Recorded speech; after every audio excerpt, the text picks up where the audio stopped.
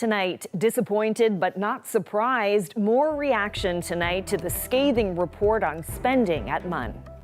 What do faculty and students think about the Auditor General's report on spending at Memorial University? I think the AG report confirms what students have been saying for decades. That story coming up on Here and Now.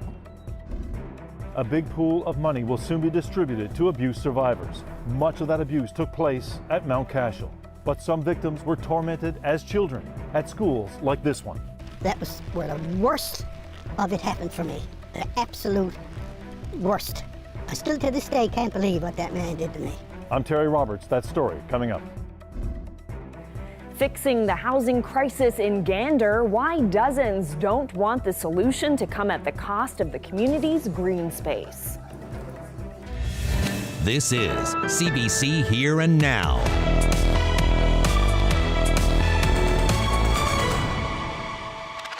Good evening and welcome to Here and Now.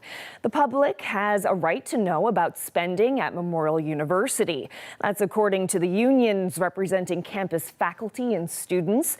A report from the Auditor General found that MUN spent much more on administrative salaries than other Canadian universities. Here and Now's Daryl Roberts brings us more reaction. Disappointing, but not surprising. That's how the faculty and student unions are responding to yesterday's Auditor General's report about spending at Memorial University. 97% of executive and management positions examined were paid much more than those at other Canadian universities. The AG also raised concerns about oversight. MUN's president controls 1/3 of university expenses, with little oversight from the Board of Regents. It has negative and deeply negative impacts on the core mission of the university. The president of the university's faculty association says the university isn't spending money where it should, something that's affecting faculty and students. It's really comes down to upper administration and Board of Regents that I think have the most work to do to regain the trust of the core constituents of the university. That is students, that's faculty, the people who provide the core teaching and research mandate of the university, and it's the broader public. You know, this is the public university of the province. We wanted to find out what students think about the Auditor General's report. It turns out there's some concern, but not as much as you might think. I think that if you are getting more than the average, then you could allocate funds in a better way and put it back into the school more, I guess. I suppose that's a good thing because it means that they have to do their job well if they're being paid the most. I think it's a lot, but I also think it could be necessary for some people. I mean, it depends on how they use it, I guess. I think it's insane how they're paying such high wages. It's crazy to think that. I feel like the student experience is good to some aspects. I mean, I'm like academics. I enjoy that, and the administrators I find make it fun. So I think they're paid a good salary for a reason. I think we have a lot of other things that need to be worked on. Definitely seems there's some mismanagement and spending going on. Yeah, there should be better use of the money instead of for their own personal use, because it seems that it's more greed rather than think about our own education. John Harris, with MUN's student union, says the province also bears responsibility and is critical of government's cuts to the university's operating grant. Tuition has been doubled at the university, and it's a huge mistake to use this administrative bloat to justify the cut to a public institution. I think we need reform and we need transparency, but we do not need this $68.4 million cut. MUN President Neil Bose has accepted all 8 of the Auditor General's recommendations. He says the university is already changing how it operates and is working to become more transparent. Daryl Roberts, CBC News, St. John's. Well, hundreds who were abused by Christian brothers and Catholic clergy will begin receiving compensation in the coming months. This after decades of legal battles. As that milestone approaches, one survivor is speaking out. Here and Now's Terry Roberts brings you his story, but first a warning, some will find the details disturbing, and we also won't be revealing the man's identity.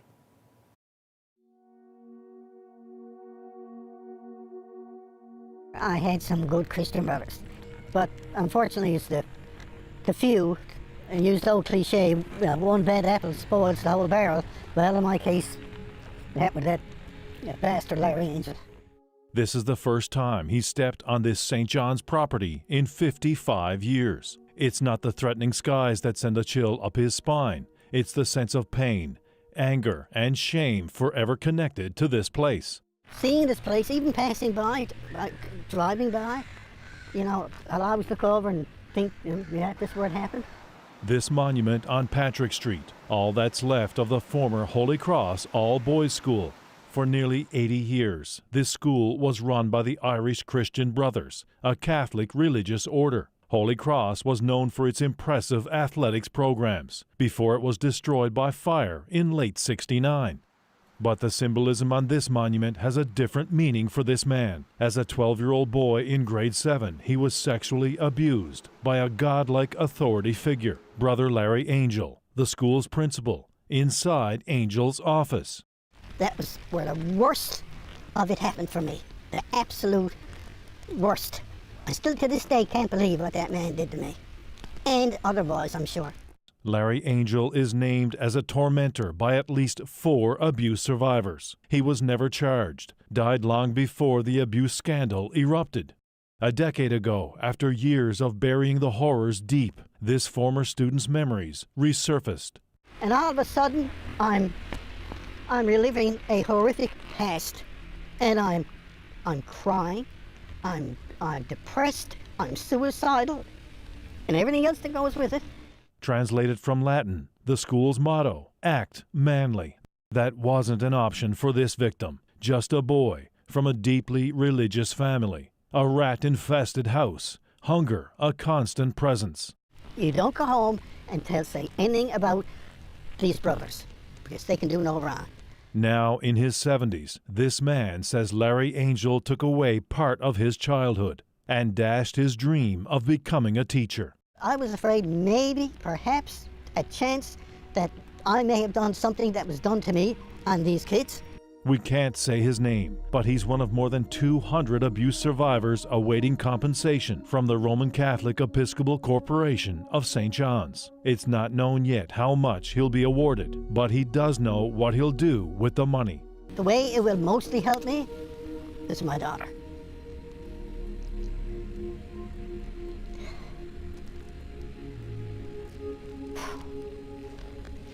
It all goes to her.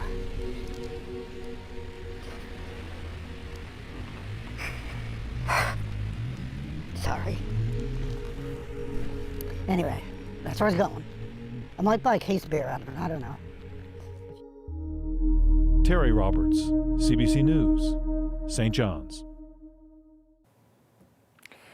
Well, a program for school-aged children is going from pilot to full-time program. It's called Kids in the Know, and it teaches students personal safety skills both online and off. The program is scheduled to roll out in the fall of next year, but it is available now in 38 schools across the province from kindergarten to grade 3. The hope is to add another 20 schools by next year before permanently adding it to the school curriculum next fall. Kindergarten to grade 9. It focuses on things such as child abuse, sexual exploitation, cyberbullying, overall wellness of children. And for younger children, it will teach things such as using the correct terminology, a safety circle. So if they are scared, nervous, or confused, they know who that they would be able to reach out within their safety circle. And of course, for the older kids, we all know of the dangers now of the online crimes. So this will give them the tools to better be able to navigate the online world. Well, we have a clarification on a story we brought you last night on Here and Now. The story was about Health Minister Tom Osborne's revelation that a private company has been hired to provide virtual doctor appointments. Now, we used the wrong video in that story. It showed images of Medicuro and the company founder, Dr. Todd Young. Medicuro is not the company providing the new service announced by the government, and we regret any confusion this may have caused.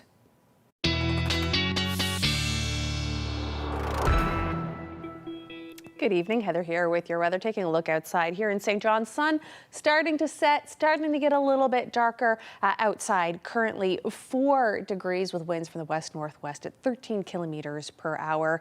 And when you take a look right across the province, we are into the single digits right across the province. The warm spots, Port Basque, Burgeo, even up here in Happy Valley, Goose Bay at 9 degrees. But, you know, 6, 7, 8-ish for the rest of the province, and kind of a little bit cooler here in Labrador West at 3 degrees. St. Anthony also 3 degrees there as well. But what we're seeing right now with the weather is this high that is south of Nova Scotia, bringing fairly quiet weather to the province. As you can see, we're going to see some increasing cloud here for Labrador, and that will be the story for the province for the next little bit. So if we take a look at the weather that's on the way tonight, we're going to see, for the most part, cloudy skies, seeing some increasing cloud tonight, tomorrow, and some showers tomorrow in through Thursday. Talk about all that in a little bit. Well, business leaders in the province got an update from the Premier today. It's the second time Andrew Furey has met with the St. John's Board of Trade this year to give his State of the Province address. Furey was there to provide insight on a number of issues like renewable energy, immigration, and inflation rates. While speaking to reporters, he tried to put one topic to bed. There are no plans for a provincial election. No chance in an election before Christmas, no. I mean, I'm very focused on making sure that we're continuing. There's a lot of work to be done. I mean, if you look at what I was talking about in the speech, we've made a lot of progress, but there's still a lot to do. I think it's very normal after a leadership campaign of any political stripe for there to be rumors and speculations about elections, but that's certainly not something I'm interested in right now. Well, the Bank of Canada says politicians shouldn't have a say in interest rates. Here Now has obtained a copy of a letter sent to Premier Andrew Furey by the head of the Bank of Canada after Furey flagged his concerns about interest rates. Peter Cowan has more. In the days before the Bank of Canada's September interest rate decision, Andrew Furey made it clear interest rates have gone up enough. In his letter to the governor, he wrote about the financial pressure that households are facing. The continued raising of interest rates from the Bank of Canada is adding to these growing pressures, he wrote, joining the premiers of BC and Ontario in pushing to halt interest rate hikes. But there's pushback now from the man in the top job. Tiff Macklem wrote back to Furey. The letter, obtained by CBC, reveals the head of the Bank of Canada says he's fine with the province talking about the impact, but that the instructions or requests from elected officials about how we should set interest rates could create the impression that the Bank of Canada's operational independence is at risk. Today, the Premier insists that's not a concern. And here's why. He doesn't report to me. I don't govern him, so I have a job to make sure that the voice of Newfoundlanders and Labradorians is heard, and I think that we did that with respect to writing him. Macklem defended the increase in interest rates, saying it's needed to keep inflation under control. High inflation particularly hurts the most vulnerable members of society because they are least able to afford increases in their cost of living. We don't want to make economic conditions unnecessarily painful for anyone. At the same time, if we don't do enough now, we will likely have to do more later to control inflation. I am a Premier of Newfoundland and Labrador who sees every day the impact that these high interest rates, record high rate of increase, are having on Newfoundland and Labrador families. So not only do I think it was the right thing to do, I think it was the most important thing to do to make sure that the Bank of Canada hears the voice of Newfoundland and Labrador. So far, the Bank of Canada has paused its key interest rate at 5%, and when Furey was asked if he will send a letter again, I just may. Peter Cowan, CBC News, St. John's. A plan to address the housing crunch in Gander is being met with opposition. About 40 people turned up to a public meeting today, most of whom oppose the town's plan to use green spaces for possible housing development. They want to see housing issues addressed, but not at the expense of green spaces, including a local playground. So in the future, can we expect to see that the town will be developed with no open space? The town wants to develop housing units on this open green space, and we don't have any more green space. The little bit of green space we did have we made a couple of parks out of, and they exist, and they've done their part. Once you lose it, you have nothing. It's the kids. It's the next 10 years. It's the next 20 years. I wonder if this goes ahead, I wonder in 10 or 20 years down, people are going to look back and say, what in the hell were they thinking? Getting rid of our green spaces, getting rid of our playgrounds? I mean, to me, this is just insane. You know, there was a fair amount of passion there, which is understandable, and that's why you do these processes, to get the input from the community. We get it in various ways, and today it was in the public meeting, and that's another step in the process towards a decision on ultimately whether or not to go ahead with a plan amendment that would hopefully help provide an option for developers to create some solutions for that housing crisis. And Gander Town Council is inviting residents to express their concerns in writing over the next few days. And if the process continues, the proposal will go to a public hearing. Well, 4 wind to hydrogen projects are winding their way through the provincial government's approval process. And according to the energy minister, those projects could have a 35 to 40-year lifespan. So who's going to fill all of those jobs? The CBC's Elizabeth Whitten has that story. At its peak, the companies behind these plants say their hydrogen projects could employ as many as 11,000 people. But those workers have to come from somewhere. Though none of the talked about wind hydrogen projects have been given governmental approval, that hasn't stopped schools like the College of the North Atlantic from preparing for what could be the province's next emerging industry. In September, they launched a 1-year wind turbine technician program in Stephenville and a 2-year hydrogen technician diploma in Corner Brook. But there's no guarantee any of the planned wind hydrogen projects will be up and running in the province by then. So there are questions about what students do once they graduate and where they'll do it. Kean College co-owner Stephen Taylor says his private college is well positioned to meet the emerging industry's need for skilled workers. And that's the thing with a new industry. There's a lot of unknowns, but they're exciting unknowns because they become opportunities.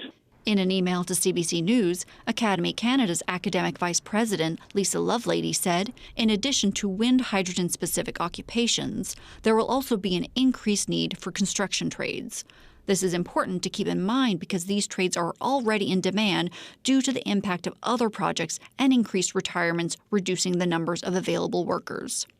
Whether there will be enough local workers to fill however many jobs wind hydrogen projects bring, Energy Minister Andrew Parsons says it's a good problem to have. I would rather have thousands of jobs and try to find the people to fill them than the other side, which is have thousands of people and no jobs for them to go into. So we will continue to work on that with proponents, with industry. Elizabeth Whitten, CBC News, St. John's. Oh my gourd. Move over, Charlie Brown. The pumpkin is in town. Coming up, we'll tell you how the Martin family grew this 500-pound beast here in Sunnyside. Increasing cloud tomorrow and possibly even some showers tomorrow night. We'll break all that down when we come back.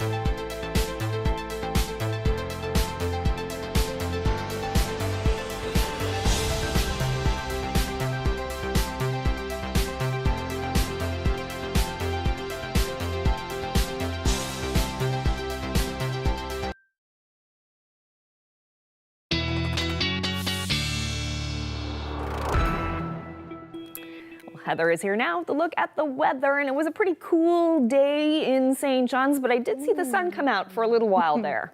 Yeah, the sun did peek out from around the clouds this afternoon, and I saw a little bit of it this morning. Even got to see a rainbow when I was walking the dog. I don't want to say the word in case yours is listening, but let's start with today's highs.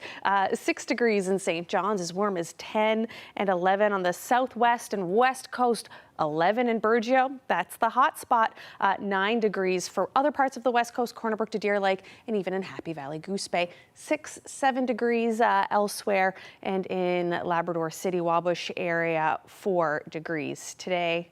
So we're really getting into fall, flirting with the single digits for the most part. Taking a look at our future tracker now. So what we're going to see tonight is that we could see a shower or a flurry here in Lab West, and we're going to see some increasing cloud across Labrador as we move towards midnight. And we're going to see that increasing cloud trend in the overnight for the island. You can see around midnight along the northern peninsula and the west coast, we've got some cloud cover, and that's going to push towards the east as we go towards morning. Now, taking a closer look at tonight for St. John's, we're going to have some cloudy skies tonight, 2 degrees, wind from the northwest, switching to southwest, 20 to 40 kilometers per hour.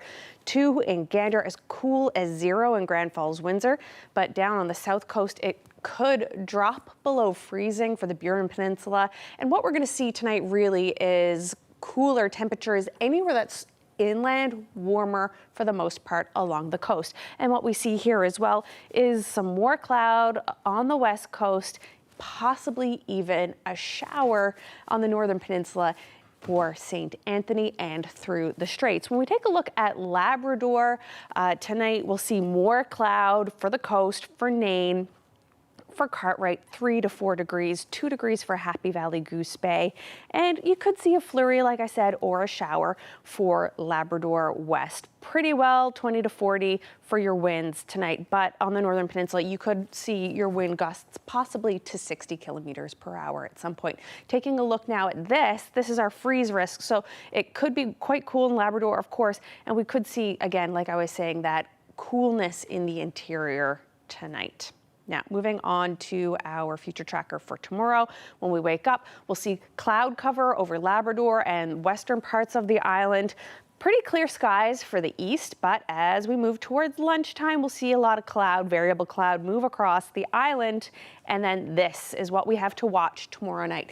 This could bring some showers. It's going to sweep right across the island, and that'll bring some showers with it as we go into tomorrow night. Taking a better look at tomorrow now. This is our rainfall. We could see some showers as much as 10 to 15 for tomorrow night for the west coast, 5 to 10 possibly through central, maybe 5 for the Burin Peninsula. Now we're going to get to tomorrow. When we take a look at tomorrow, for most parts of the island, what we'll see is 11, 12 degrees here for the east coast. Winds from the west, 30 to 50 kilometers, so it'll get a bit gusty. And basically some sun, some cloud. So as we go a little bit further west into central, 11 degrees through central and the northeast here, and we'll see some mainly cloudy skies for the most part, just a touch warmer down here on the Canagra Peninsula for Harbour Breton, St. Albans area. And for the southwest and south coast, again, 12 degrees, 11 for much of the west coast.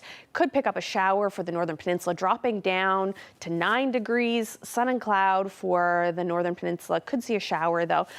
Nice day, 10, 11 for south coast of Labrador, mix of sun and cloud. Some sun and cloud through the rest of Labrador as well, with your temperatures between 5 and 10 degrees. Could see a shower in Labrador. We'll have your long range coming up a little later in the show, and it looks like we could see some showers later in this week, possibly even some snow for Labrador. Well, I'm here in beautiful Sunnyside today to check out an incredible passion project. Just have a look at this giant pumpkin. This was grown by the Martin family, and joining me now is Chris and Kelly Martin. So first of all, introduce us to this guy. Well, this is a giant pumpkin. His name is Pumpkin. Appropriate. And started off in our kitchen actually. With a very little seed we brought up from the States. This thing started to take off. The plant started growing roughly I don't know, 15, 16 inches a day, and took it to Bonavista Vista for a farm festival that her cousin actually organized. Came out on top, 500 pounds.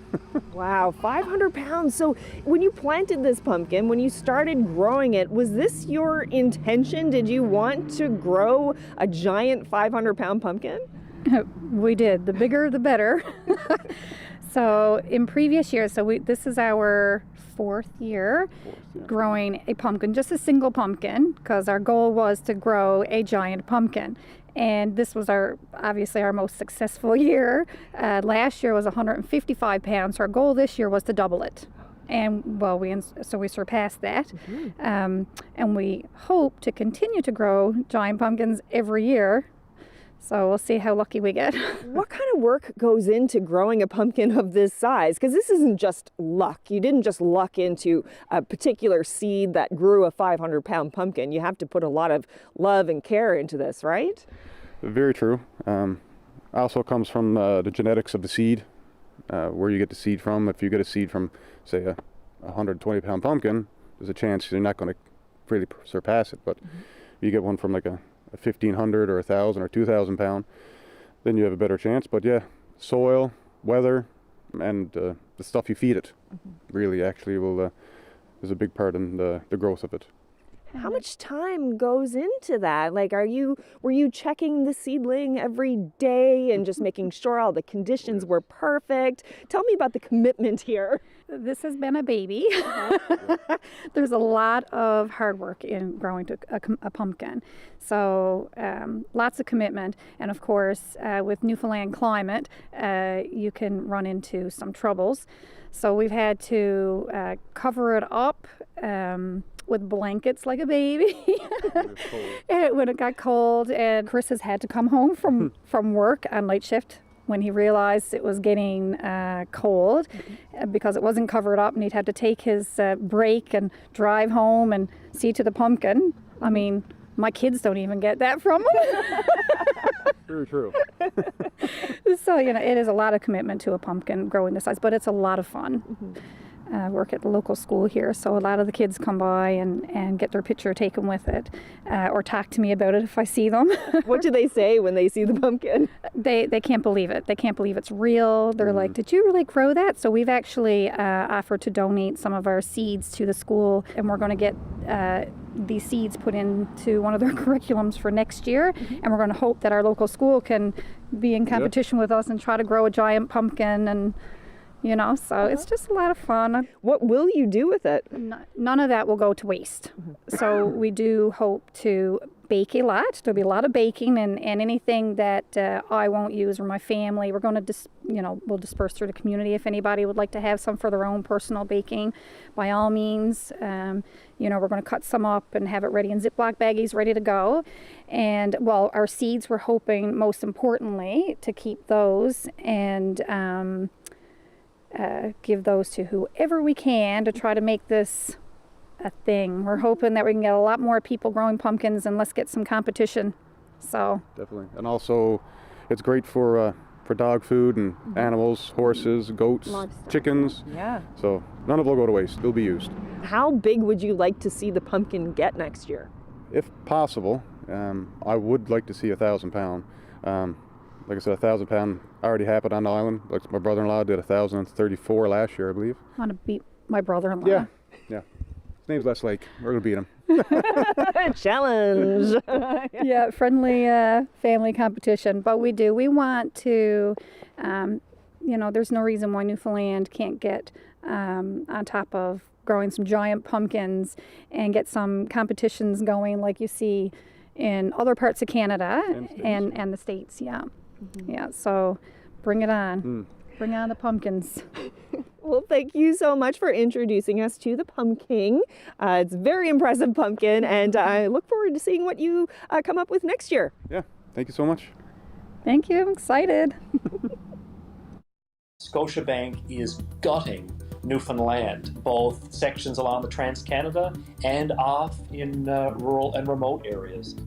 The mayor of Bonavista isn't holding back what his town is doing after learning it will soon lose its only bank. That's just ahead.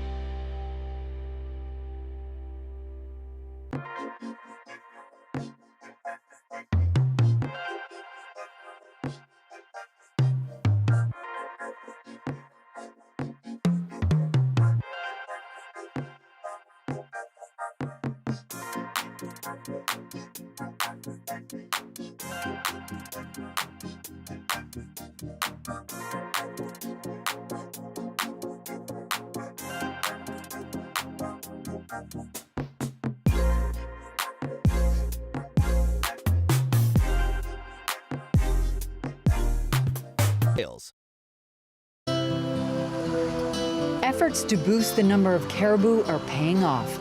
Watch the Grey Islands Caribou Revival, Sunday at 11:30 and Monday at 7.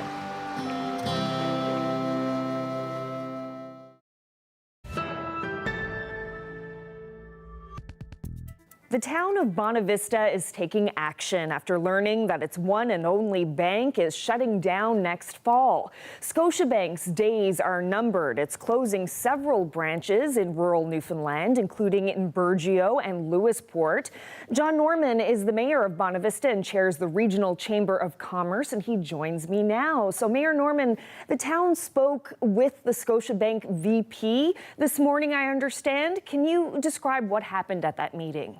It was as expected. Scotiabank executive reading off a script, very little information as to really why this is happening. I attempted to go into detailed questions about how profitable various branches were, including the Bonavista branch, what type of customer load and volume that they had in person versus other branches, and questioned why they feel going digital would require the closure of these branches in rural areas as opposed to the more urban areas. I suggested, I assume, that rural citizens are more technologically savvy, is what Scotiabank must be thinking. Okay, so what was their justification for shutting down the branch, and what did you make of what they had to say? To put it bluntly, I didn't care much for what Scotiabank has had to say since last Friday. They have suggested that this is to better improve service. So certainly for seniors, those with low incomes, inability to travel, no smartphone with an app that only works half the time, yes, by all means, close the branch to your thousands of customers in this area and to the tens and hundreds of thousands in other areas across the country. Sounds like a savvy business move to me. Well, can you talk a bit about the impact that you think this will have on residents and businesses, this loss of in-person banking? It will have a tremendously negative impact. I, like many others, am at the Scotiabank branch here in Bonavista in person every week or every other week, as is my CFO with some of my private companies, as is the CFO and finance staff at the town hall, and so many other businesses and business leaders that we've spoken to in the town and in the region. And then you have, as in anywhere across rural Canada, the countless seniors, those with low incomes, as I mentioned. They do not have the ability to do everything online, nor does the business community, with Scotiabank at least, have the ability to do everything online. I was at the bank today to have a bank draft done, as I've done at least a couple times a month, every month, for business purposes. The bank machine cannot spit me out a bank draft. The bank machine is not going to be able to remove holds on my account or our business accounts after we make deposits. It is incredibly inconvenient and inconsiderate for Scotiabank's customer base. I think the next thing is to start fielding calls. We've already had a couple of inquiries, direct contacts to myself. I've already reached out on behalf of the committee to one specific national bank. I've reached out to a well-known credit union organization, and both want to have discussions. And as I mentioned, Bonavista isn't alone in this. There are reports that Scotiabank is closing branches in several communities across the island. Have you spoken to any of your municipal counterparts about this? I haven't directly. I've missed a few calls, but we are all headed into St. John's for the municipalities conference, provincial conference, starting tomorrow evening. And I'm sure I'm going to be speaking with managers and members of council from Deer Lake and Lewisport and Burgeo Twillingate, and the list goes on and on and on. Scotiabank is gutting Newfoundland, both sections along the Trans-Canada and off in rural and remote areas.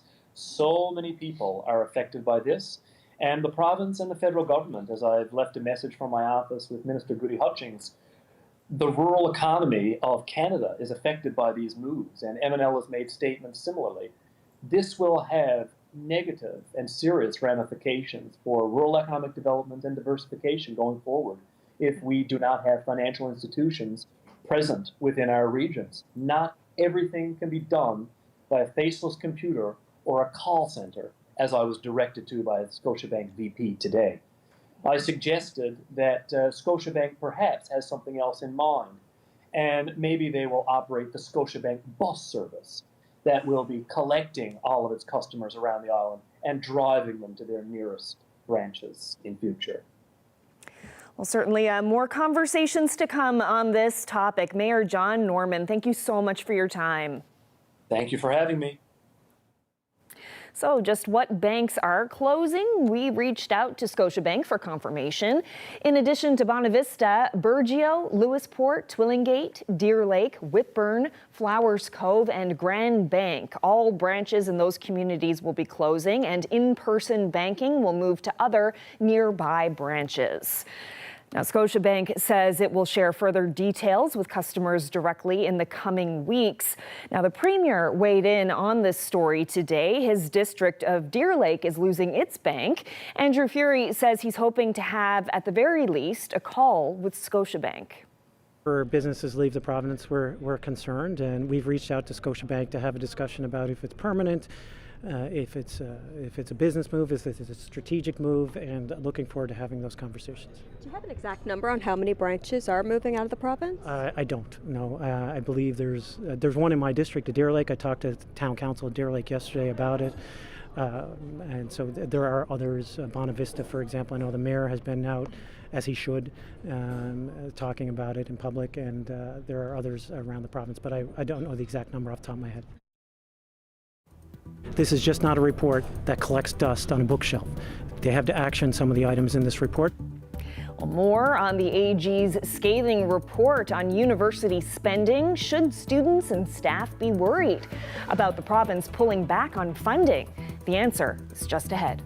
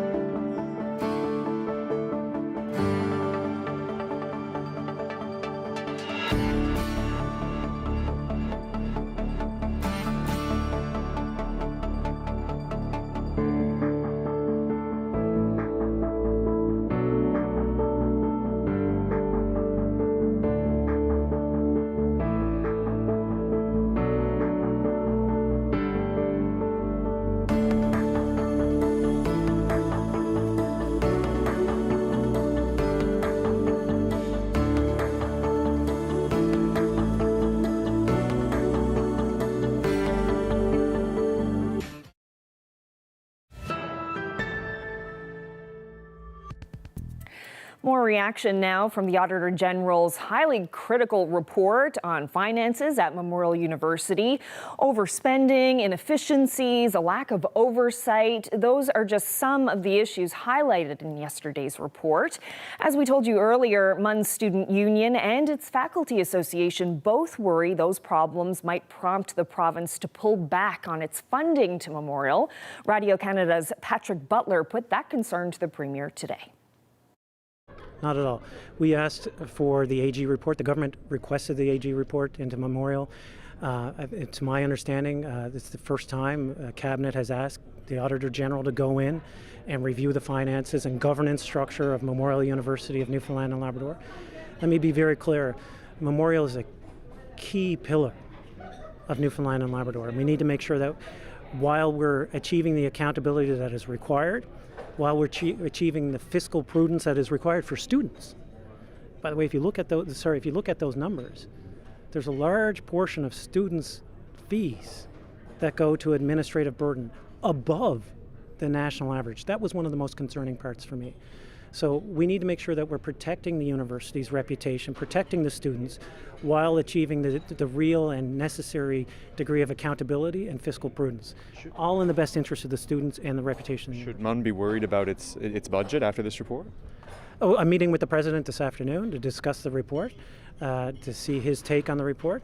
But I can tell you this, the Auditor General will be always a presence in reviewing MUN to ensure that this is just not a report that collects dust on a bookshelf. They have to action some of the items in this report, and we'll ensure from our perspective as taxpayers, as the Treasury, that it's being deployed appropriately to make sure that students are getting the education they need for a new Newfoundland and Labrador. Just to comment on the former president's extravagance, I mean, the public may want to know just your thoughts on how she spent her money. Well, I mean, the former president is gone right now. I don't think it'd be right for me to comment on it, on her specifically, but some of the expenses are very troubling.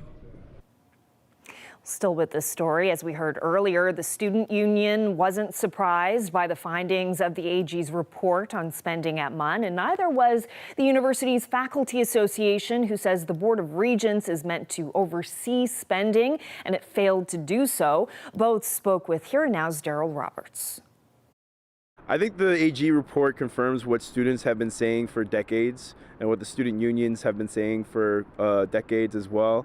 I think there is a serious bloat in the administration of this university, and there needs to be a lot more oversight, democracy, and transparency at the administration level. What stood out to you in the report?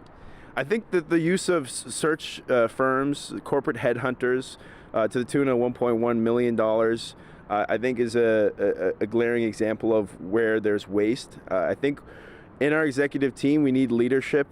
We don't need these corporate style hires. We need a clear open search like the one for our new president. It needs to be an open search that involves every aspect of the community, gets everybody's input, and we need transparency. I think that the lack of oversight in some of the expenditures, I think about a third of them just go through the president and not through the Board of Regents. That's a problem. I think the Board of Regents needs more of a stronger mandate to be transparent with the public and with the students and faculty and employees of the university. And I think we need some serious change. We're not going to find $68.4 million in savings at this university. What the government has done to privatize this university by cutting funding, this is no reason to be continuing with this painful cut to this university. Students are being forced to pay for this debt that it was not created by us. We're being doubled, tuition has been doubled at the university, and it's a huge mistake to use this administrative bloat to justify the cut to a public institution. I think we need reform and we need transparency, but we do not need this $68.4 million cut. Faculty have never had any representation on Board of Regents, even though in the last day or so there have been, public announcements from the upper echelons of administration and by government saying that faculty, have a seat at the board. That is technically true. We have had a seat really no thanks to administration, who actively lobbied against that happening. And that was part of the reason behind our strike that I'm sure people remember, as well as governments, both current and former, that despite us providing detailed analyses of the kinds of issues of governance that the university was facing, really did nothing in terms of making the appropriate changes. Even now, the seats that we do have, there's no process in place to ensure that those seats carry on in the future after the term expires for those MUNFA members who've been placed on the board. And there are bylaws in place at the board that have to be completely revamped in order to guarantee things like academic freedom as it relates to being critical of decisions being made by the board or other university bodies, similar kinds of academic freedom that academics would have access to in other parts of their job at the university.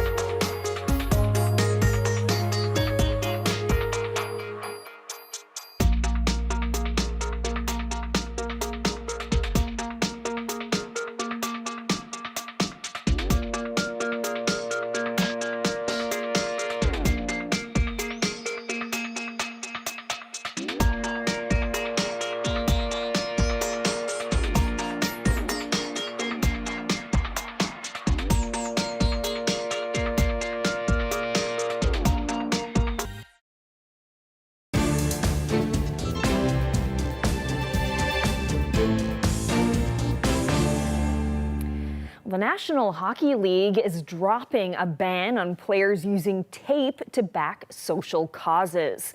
The league sent a memo earlier this month emphasizing a ban on making changes to on-ice gear during practices and warm-ups. Some teams had been doing that to support causes like the LGBTQ community.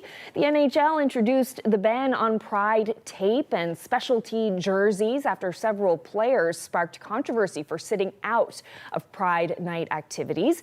Arizona Coyotes defenseman Travis Dermott was the first player to defy the order. He sported it on his stick over the weekend. The league says players can now use decorative tape throughout the season.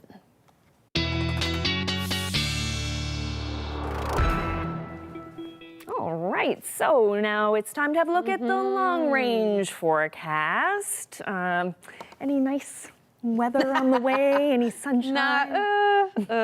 Looks like we'll see some showers Thursday, Friday. Looks like we could even see some snow the weekend for Labrador. We'll talk about that in the coming days, but let's take a look here now. Wednesday evening, we will start to see some showers clip the southwest coast and the west coast, and that's going to basically just move across the province Thursday into the overnight. And then on Thursday, what we will see throughout the day is a chance of showers for other parts of the island, but really we will see some showers for the Avalon Peninsula, the Bonavista Peninsula, and the Burin Peninsula. And where we see those showers in the east, the temperature will be a little bit warm as well, 12, 13 degrees for the Burin Peninsula and St. John's and the Avalon Peninsula. We will see a chance of showers elsewhere with temperatures between 8 and 11 degrees. For the rest of the island, really some cloud in St. Anthony, and in the Straits, you could see a chance of showers there as well. But for coastal Labrador, for Nain, Cartwright, 4, 5 degrees. Could be flurries. It could be a chance of showers for you folks. Could be a chance of showers here in Happy Valley Goose Bay at 6 degrees as well, and cooler and cloud at 2 for Lab City Wabush area. As we move on into a Thursday evening, we see cloud for many places in the island. Chance of some snow or some flurries perhaps in Labrador. And as we move into Friday, we see some clearing here in Labrador, and we'll see some showers along the south coast on Friday, but some clouds really elsewhere in central Newfoundland. Here we see 7, 8 degrees, some chance of showers there, some cloud for St. John's at 9 degrees, and a chance of showers there for St. Anthony as well. Inter-central Labrador, 3 degrees, some cloud, but some sun on the coast here, and some clouds again for for Labrador West, but you could see a chance of a flurry. So lots of gray clouds as we look at our 5-day. Wednesday looking half decent there. Moving to central Newfoundland, we see a fair amount of showers for Saturday, or Thursday and Friday. Saturday, Sunday, not looking too bad right now. Thursday, Friday, Saturday, seeing some showers for western Newfoundland. For eastern Labrador, Thursday, you could see some showers, a mix there on Saturday, and you could see some snow for Friday, Saturday, possibly Sunday there for western Labrador. And we've got some beautiful fall reflections here for you. This photo taken near Stephenville by Larry Bennett. If you've got any photos to send to us, nlphotos@cbc.ca. We love to see them. Yes, and one quick note before we go. Hockey fans, 2 players from this province are going head-to-head tonight. Montreal Canadiens player Alex Newhook from St. John's and New Jersey Devils player Dawson Mercer from Carbonear will hit the ice at 8:45 Island time. Good night.